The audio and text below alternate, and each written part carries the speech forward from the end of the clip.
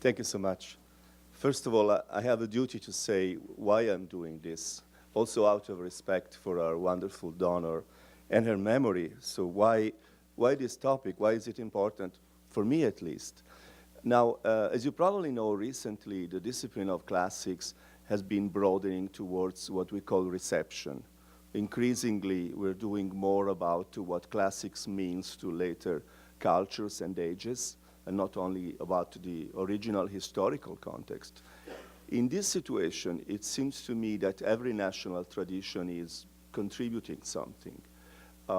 Textual criticism, post-colonial transformations of classical models. Every culture has its own special signature contribution in this multicultural world. Yet I am afraid, I am worried by the idea that if reception studies are a picnic, Italians are the ones who will contribute fascism. That really worries me for personal reasons, but also because I think it is wrong historically. That is, I do not subscribe to the idea that fascist culture is a longue durée phenomenon, an aspect of continuity in historical Italian culture. I'm more attracted by the idea that fascism was actually a crisis of modernity. So I would not accept the idea that fascist classicism is a continuous fundamental feature of the Italian tradition. On the contrary, what I want to show you today is that there is one alternative story to be told about classics in Italy, a story that does not coincide with what we all know about the fascist rhetoric, the celebration of Augustus, a certain reading of Vergil's Aeneid, for example. Vergil's Aeneid has been read many times in many different ways, but it was always powerful in the history of the West, basically for two main reasons. The first is that it can be read both as a story about emperors and conquerors and as a story about victims of history. So a very attractive text because it can be viewed in really opposite perspectives. And the second is that the Aeneid illustrates the story of the origins of the Roman people, but also, in a sense, the story of Augustus. Since the late Roman Empire, people were reading this text because they wanted to know about the origins of Rome, but also about what it was like to live with the first Roman emperor, or the model of every subsequent Roman emperor. Now, this story has been revived in modern Europe in many striking ways. The monarchies of England and France started claiming that the origins of their power goes back to Trojan origins. They were claiming that the origin, the legitimization of their power was Trojan, as a parallel to the story of Aeneas. As for the Holy Roman Empire, there was even no need of a projection on Vergil, because this empire was claiming full continuity with the empire of the Romans. And then the Church. The Church, in her new global vision of power, was using Vergilian models heavily and even claiming a continuity with Vergil as a Christian. So what you have in the modern world is a lot of continuity with the Aeneid, but my point today is that Italy, surprisingly, because it has a claim for territorial continuity, Italy is not the place for such a continuity. It is much more a place for rupture, ambiguity, and parody, even. So I'm going to show you, and I hope you all have this little handout, 4 examples, 4 snapshots of this alternative story, a story which I claim is very different from fascist appropriations of Augustan classicism.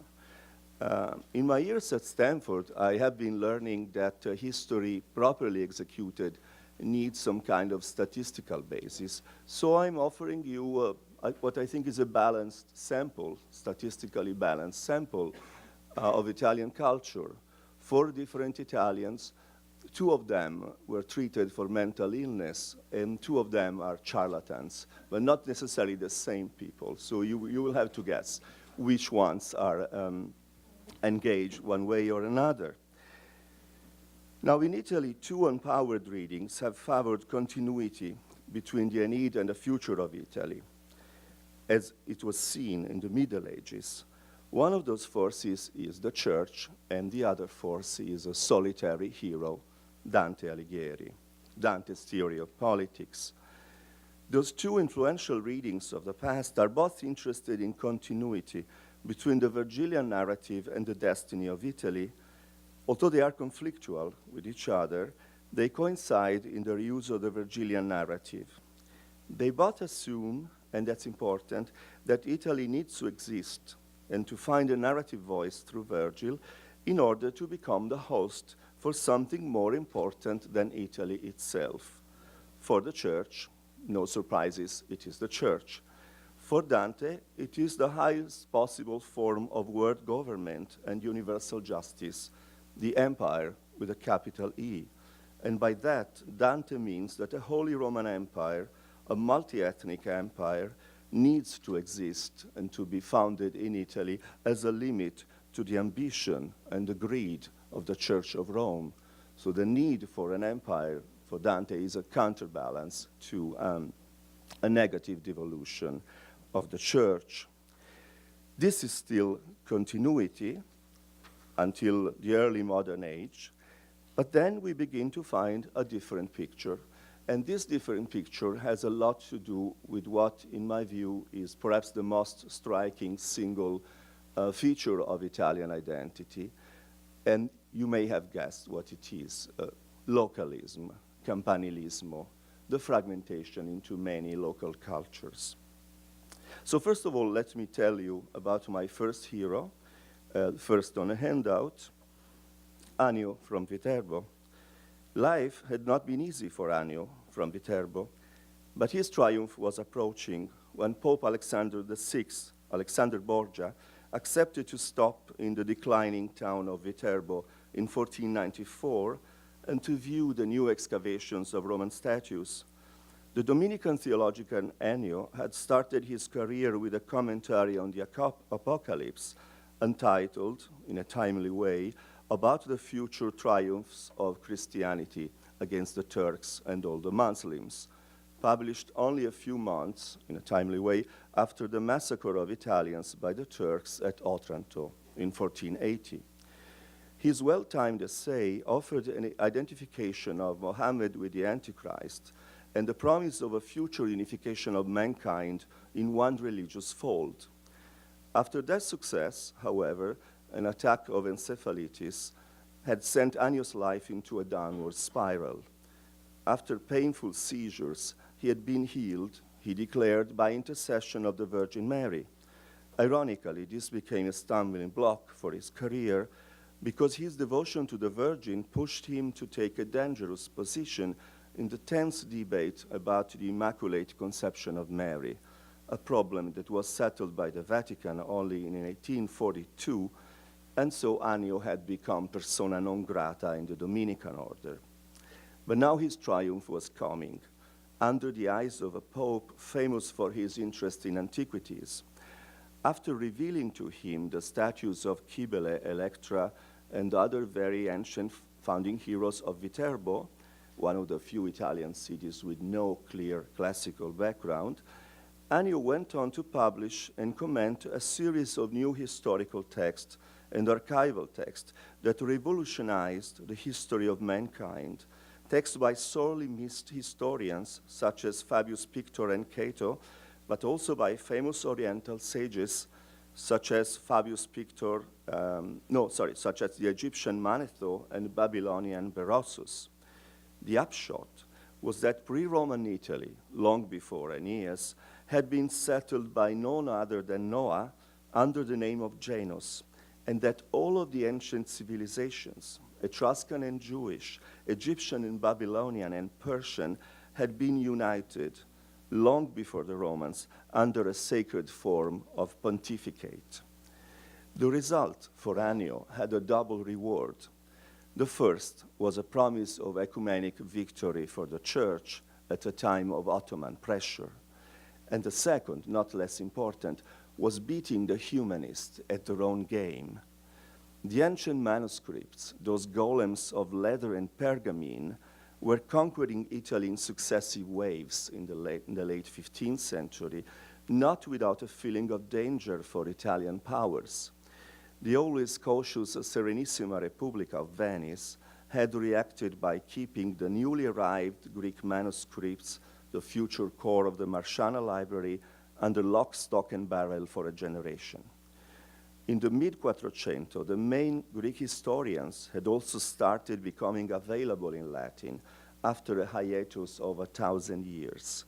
For a theologian and historian like Annio, this was a nightmare. Information and chronology about the past had been drastically affected and remade many times during the entire course of his adult life. The continuity between Vergil's Rome and the church was not the solid platform it used to be. But if the humanists were promising improved access to authentic ancient wisdom, Annio could beat them at their own game. He would take a page from their sophisticated manipulation of text, focusing like them on doubts of authenticity, problems of homonymy, the very stuff of Italian humanism, and he would give to Alessandro Borgia nothing less than the world. The discovery that there had been only one religion in the deep past of all great civilizations was equivalent to an authorization to Christianize the world. Alessandro Borgia had been dealing with the West 1 year before, in 1493, when he had authorized the Crown of Spain to seize the new islands discovered by Colombo in order to Christianize them. And everybody knew that a face-off to the east with the Ottoman Empire was unavoidable. The new knowledge offered by Annio would help the Roman Church to overcome the limited purchase offered by Vergil and Livy, to get rid of the many lies of the Greeks, who needs the Greeks after all, and to support and even to redefine the absolute monopoly and grip of the Jewish Bible over the past, a universal theology based on the deep past of mankind. Now, this is a well-known story, but what strikes me here is the localism aspect of all this.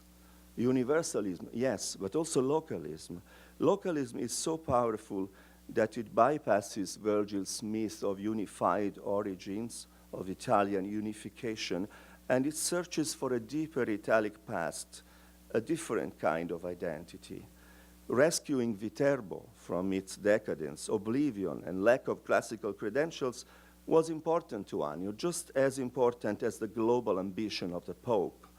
The statues that he had unearthed in front of the Pope, the statues he had invented, were protagonists of a holy history that was also a local history, and Viterbo was the navel of the world now. So this is one limit to the identification with Rome and with Vergil in Italian history. The growing need for local communities to redefine their past, starting from a serious study of antiquity. The problem with the Aeneid in the Italian tradition is that the Aeneid is validating a recurring conception of Italy, Italy as a host for something greater than itself, Rome or the church. But now there is a need for a different kind of knowledge. And my second witness here, the second hero on the page, Curzio Inghirami, was less ambitious and less famous than Annio.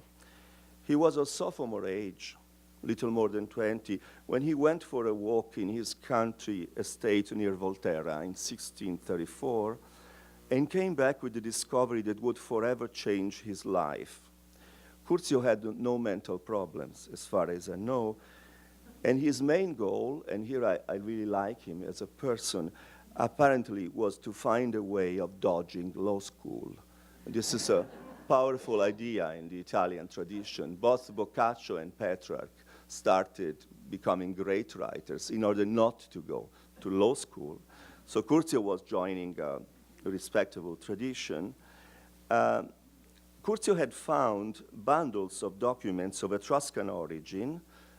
Very likely they were on paper and written in ink. And this was all happening within Curzio's country estate on the clay slopes of Volterra. Very few places like Volterra have a claim to be a deep link with the deep past of Italy. In a sense, it is logical that Volterra is featured in the recent commercial saga Twilight as the very symbol of ancient Italy. Even the walls of Volterra are Etruscan, not Roman. So Curzio was feeling a strong continuity with this deep past.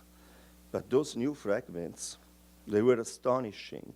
Let me quote a couple of examples from the handout. This was all a prophecy written on this convolute of paper, which had an Etruscan name, according to Curzio. It was a new Etruscan word, the scarit. On the scarit, we find the language of prophecy, and as you know, prophecy can be complicated. I quote, "A dog shall come that will serve out his term of indenture faithfully and freely for 9 years and more. The wolf is the mother of the lamb. The lamb shall love the dog," and so on. But this is prophecy. And then the scarit was saying, "Cave, cave, cave." And then something more interesting, especially if we know our Roman history. Prospero Fiesole, resident of this colony, Volterra, guardian of the citadel, prophesied the year after Catilina's death, "You have discovered the treasure. Mark the spot and go away." And then Prospero Fiesole to the friend who shall discover these, "My father taught me not only the Etruscan but also the Greek and Hebrew tongues, and later the art of augury and the secrets of nature herself, who provides all things for man. Yet it is not prophecy that compels man, but the great Aesar," Etruscan word more or less equivalent to Jupiter, so the great God, who, when he had created man, created him as the possessor of his own will. And this is important. We are getting back to this. And then the prophecy goes on, and there are various mentions of constellations, which are attractively explained by Ingrid Rowland in terms of Galileo Galilei. Rowland thinks that Curzio was very interested in the trial of Galilei, which was taking place in Rome. So the stars are promising power in 17th century Italy. And then the final point, which is very interesting if you remember your Cicero, "I, Prospero, was instructed in the art of divination by my father Vesulius, as is the custom among the Etruscans, so that from the records of the ancients I came to believe in the coming of the great king, after whom the years shall be numbered. Therefore, in my own oracles, I numbered the years as I know from the auspices they would one day be numbered. But when my father died prematurely, I came to Volterra because there was a college of diviners in that city. But ever since Catilina betrayed his fatherland, I have been assigned as guardian of the citadel by the Volterrans." Now, this guardian, Prospero, clearly got in trouble. According to the document, the army of Cicero was closing down on Volterra to punish the Etruscans who had been supporting Catilina. So this is the scenario, this is the context for the story, and this is what Curzio had been studying in high school, clearly, Catilina and the Etruscans. As a result, we have a story of a man who gets away from a burning city holding what you can dimly see on a handout as little statues of Penates. So this man from ancient Volterra rescuing the Penates in front of a Roman army and escaping the fire. A new version of Aeneas, a local version of Aeneas. Problems with the Aeneid, again. Based on those fragments, it is clear that Curzio was reworking the result of his Latin tutorials. The dramatic date of Prospero's message in a bottle was taken from Cicero and Sallust, and the pathos of rescuing the Penates from a city under siege was all about the Aeneid. Just like Annio, Curzio thought that furthering the ideological agenda of the church would not harm. There was some tension at the time between Etruria, the Grand Dukedom of Etruria, and the state of the church. Even more striking than the Etruscan prophecy of Jesus, which is, after all, coherent with Christian readings of Vergil's fourth eclogue, at least anticipating it of a generation, is the revelation that Etruscan prophecies already knew not only about the downfall of the Etruscans themselves, and we know that the Etruscans were into that kind of prophecy, but they even knew about free will. 1634 falls within the 30 Years' War, and 1 year after the discovery of the Scarith, a mercenary army organized by Wallenstein was going to march north to eradicate predestination from Denmark and Sweden. So free will was very much the center of the ideological agenda back then, the wars of religion, even in Volterra. But again, the agenda of Curzio was also a deeply local one. He was extracting the Etruscan roots of Volterra from the clay slopes of his own country estate. He literally owned those pre-Roman roots. So this was his idea, but it didn't take very long to the Vatican. They were using one of the most powerful scholarly bounty killers of all times to find out the secret. They were using the man who was deciphering Egyptian hieroglyphics for the Pope. It didn't take very long for him to find what was the Scarith and why the paper was actually taken from a factory near Volterra. So it couldn't really last. But what about contemporary responses to Vergil? And here I have to do a little bit of a short digression for you. I have mentioned two of the main reasons for the success of the Aeneid: identification with the empire, identification with the victims of the empire. But there is another aspect, and this is the legend of Vergil the artist. This is the most powerful feature in recent Western culture. The success of Vergil in our age depends on a double engine. When the text of poetry loses energy in its direct reception, we have this alternate source of power, the myth of Vergil the artist, the legend of Vergil, Messinas, Mogastus, the bonfire of the Aeneid. We all know the story, but forgive me if I restate the obvious. We have all read the Aeneid. The crucial point is, of course, that Vergil has become a classic by successfully incorporating some of his biography into the text, and therefore he continues to be important. So let me restate the outline of the Vergilian myth, the myth of Vergil the author. Messinas went to Vergil and said, "You are our man in poetry, and poets are the only ones who can manipulate gods and legends and so create new myths or modify the already existing ones. Augustus and Rome, in the present crisis of Roman Italy after civil wars, need a foundational myth, a story about the true origins of the Roman people." Reasonably enough, Messinas, Vergil, and the learned Greek secretary start a quest for information about the origins of Rome by traveling to the land of Italy's most ancient civilization, the fading ethnic group of the Rasna, the Etruscans.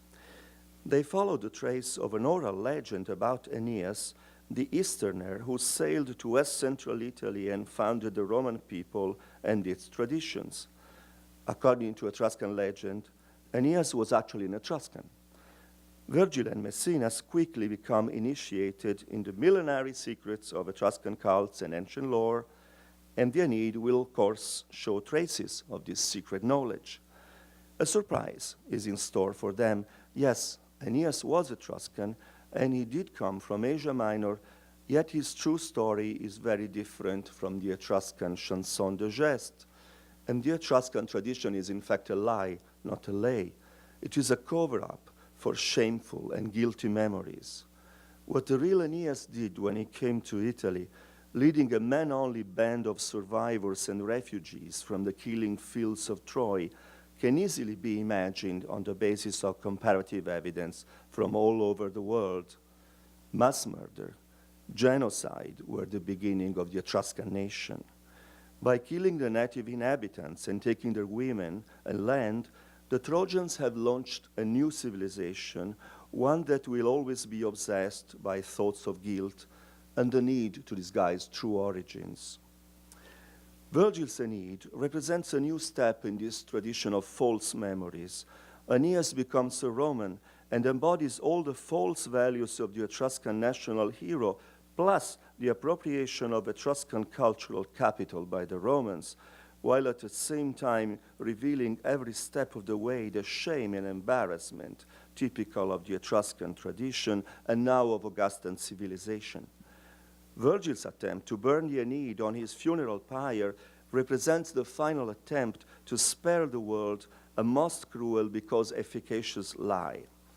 Viewed this way, the legend of Vergil the artist and his quest for the true origins of Rome becomes a combined explanation of two of the deeply felt anxieties we all have, I think, about old Italian culture.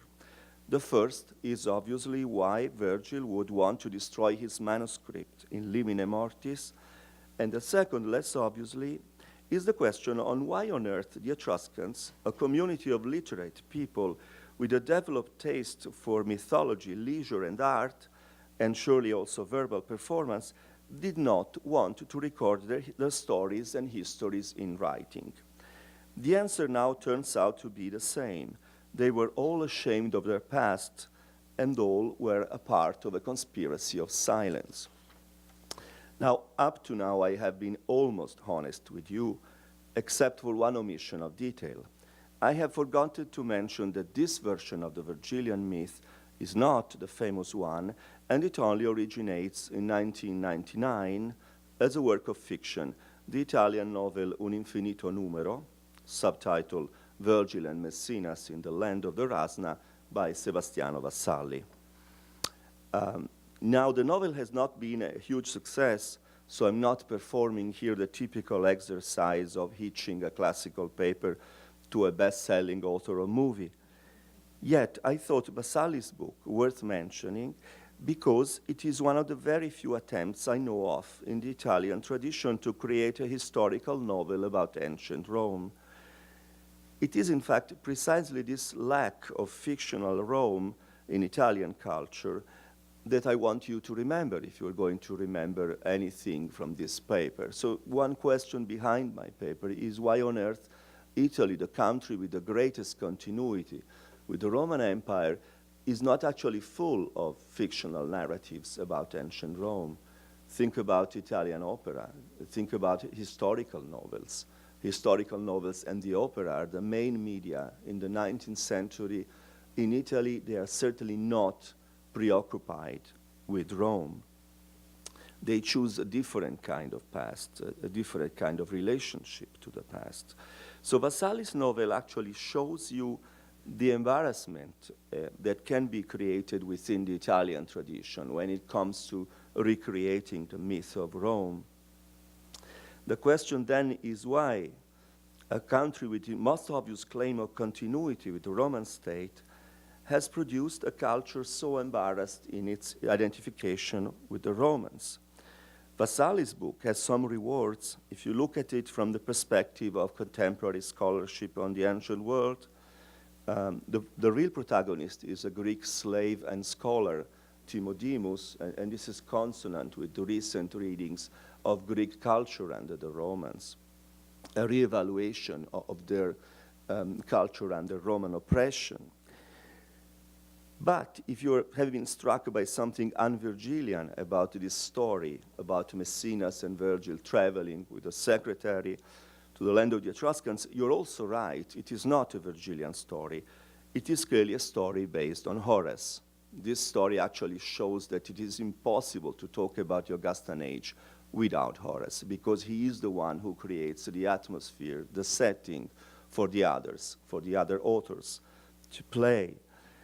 The novel has many faults, and it does not escape what I see as one of the worst problems in historical novels, the incidental famous character, the typical situation where you have to show important people very, very briefly to validate the historical fiction. Novels about the Impressionists. That Van Gogh guy looks weird to me. Russian Revolution, who is that scary monk who is hanging out with the Romanov, and so on. So finally, when we have all those mentions of classical authors in the novel, we do have a source of embarrassment. But by the end of the story, we do find that Horace is actually significant and important, because the real hero of the novel, the slave Timodemus, who does not like Vergil anymore and does not like Augustus, he finds a shelter in a secluded country place, a corner of Italy, the Angulus, typical of Horace. And there are also interesting interactions with more recent Italian memories. The name of the country farm is Solaria, which makes a lot of sense if you think about sunny Italy. But for those of you who know recent Italian history, Solaria was also a journal specializing in semi-resistance against fascism, a journal of independent poets and writers who try to find shelter versus the pressure of Mussolini.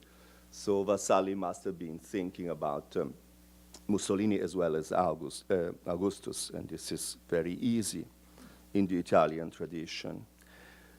So the novel is actually one interesting rereading of classical culture in the 90s, a very humiliating time for many of us in Italy and Europe. The story has something to do with the whole culture of apologizing, the idea of apologizing about the past, which has been so powerful, especially since the 90s. Everybody, in a sense, every country, every nation has been apologizing for something. And now we discover that there is something hidden behind the Augustan myth. So it would be interesting to revisit this story as a story about the cultural crisis of Italy, the problem of a national identity that has not been fully developed, a very young nation. Remember, Italy is much younger than the US. It's basically as old as the Battle of Gettysburg as a unified nation. And especially problems in relating to the classical past. And now for Vassalli, the problem of how the classical past has been used by fascism. So you see the different levels of this problem. On the other hand, it's interesting that the story is based on travel literature, because the Grand Tour has always been the European way, the Northern European way of approaching Italy.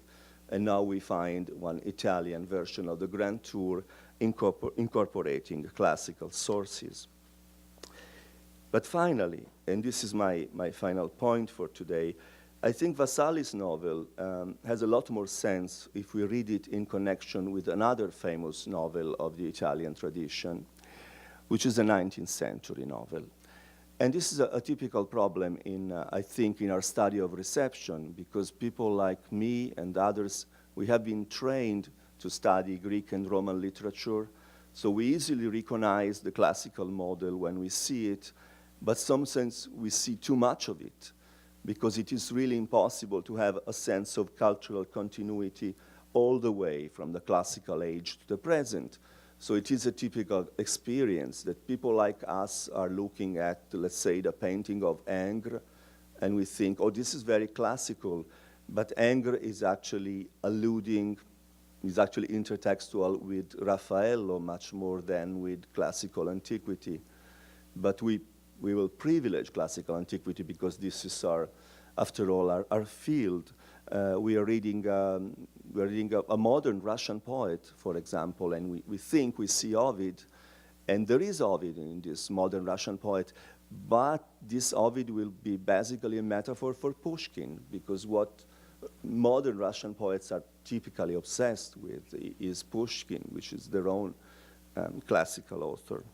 So we always run into the problem of sometimes overemphasizing the distant classical sources and not seeing the culture which is much closer to the author.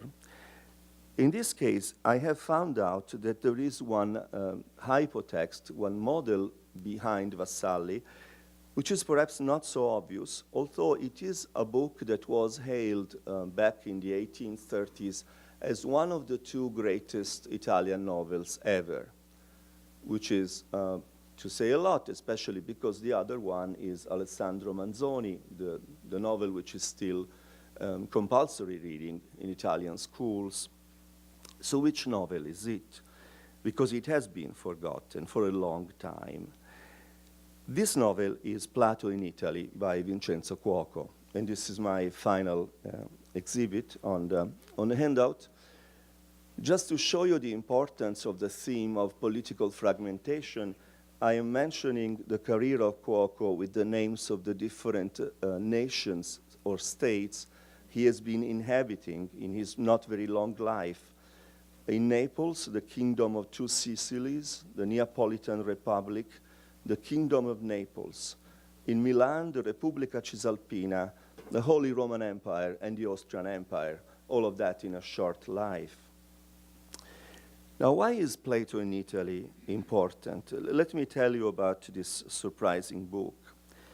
In Vassalli, as we just saw, a Greek intellectual travels around Italy and queries local informants about the origins of Italic civilization and its deeply felt cultural unity.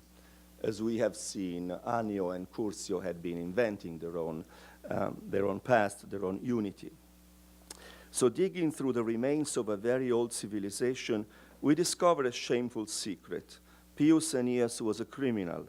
The Etruscans brought to Italy genocide or ethnic cleansing. And the myth told by the Etruscan is a fraud that they have no intention to put into writing. In this aspect of the plot, as we have seen, we are basically into the shameful 90s in Western Europe. And this gives to Vassalli's plot a certain edge. But let me go back to the plot of Cuoco, the very different plot of Plato in Italy. In Plato in Italy, this is the similarity and the difference, a Greek intellectual, a much more prestigious name than the subaltern Timodemus, tours Italy with the intention to learn about native culture. The travel brings a thrilling discovery, although a different one from Vassalli's dirty secret. What the Greeks and Plato, the protagonist among them, had imagined to be a colonial Greek culture, a Greek culture on Italian land, and even what they advertise as the culture of the Hellenic homeland is in fact the result of a fusion with a strong Italic element, one that has often been underrated or neglected. If you scratch the incrustations, what you find is basically Pythagorism, a philosophy that is not the product of Plato's Enlightenment, but the result of a widespread Italic wisdom and lore, going back to the centuries when Italy had been miraculously unified and prosperous, not under the Romans, but under Etruscan rule. By the times of Plato, according to Cuoco, this ancient and popular core of Italian civility only survives in the heartland, in the tough and wise civilization of the Samnites in the mountains. So basically for Cuoco, writing at the beginning of the Risorgimento, the secret hidden in the marrow of Italy is a heritage of authentic wisdom and the promise of national unity. It is neither the glamorous Hellenic colonization nor the militaristic Roman unification of Italy.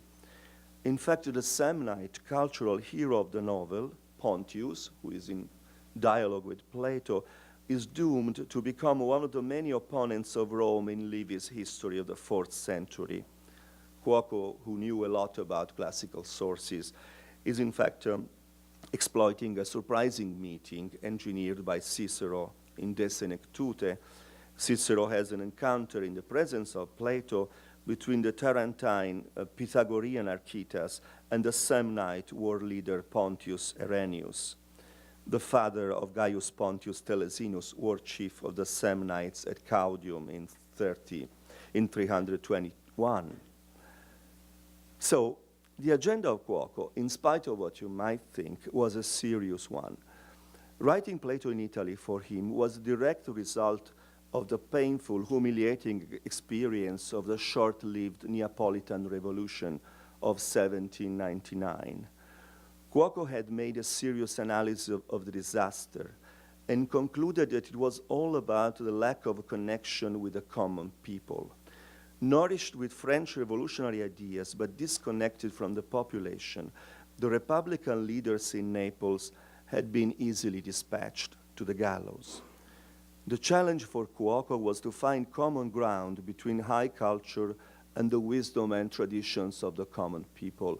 This way, he has been one of the first Europeans to reflect seriously on the American Revolution, because the whole idea of small farmers, Spartan, thrifty farmers, Samnite farmers, is clearly in dialogue with ideas about American simplicity and a revolution of small landowners. By the way, Plato in Italy has ingenious moments, and I cannot possibly do justice to them here. Cuoco, for example, offers an unexpected mediation between classicism and romanticism, a vision of the classical heritage based on the approach to the past typical of North European romanticism. He also subverts the typical poetics of the voyage en Grèce or travel to Italy. Here is finally a travel to Italy where the natives have a voice and authority, and the past is not, or not yet, irretrievably lost. To be sure, the insistence on the idea that all Greek breakthroughs are in fact Italic discoveries can only remind us of the punchlines of My Big Fat Greek Wedding in Italian version, especially when Plato points out that he has made a similar travel to Egypt, and he has found out that Egyptian culture is no big deal, actually. Yes, it is very old, but not very, very helpful. What he really needs for his new philosophical synthesis is the Italic wisdom. Yet Cuoco has one ingenious justification for this gambit. If we peel away the antiquarian details typical of the romanzo storico, the idea that in this novel, wisdom and philosophy are a product of Italian, not Greek tradition, does have a paradoxical claim to truth. After all, most of the ideas about truth and tradition that circulate in the philosophical dialogues of the novel are authentically Italian indeed. They come straight not from Plato, but from the Italianissimo Vico of De Antiquissima Italorum Sapientia, the other important work of Vico besides the Scienza Nuova.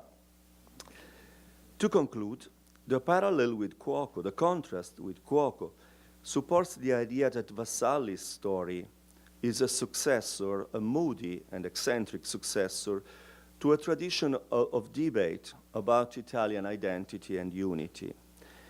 A tradition where, and this is the surprising fact I need to stress, because it has surprised so many times newcomers to Italy and to its national tradition, identification with the Roman Empire and even with the Roman Republic and its identity is not strong and had no continuous impact in solving the crucial problems of national identity. Cuoco had solved the problem of identification with the Roman past by positioning his work before the threshold of Roman expansionism. When Pontius the Samnite can preach, not without a glance to the American Revolution, about farmers and their tradition of self-government and austerity, Vassalli, writing after the Northern League, faces another version of the problem and represents the Romans as negative characters according to the standards of post-colonialism. But those are only a few examples for today, and I thank you for your patience, but I hope I have shown that the fascist appropriation of Augustan Rome should not be allowed to have the last word when we discuss classics and Italian identity. Thank you.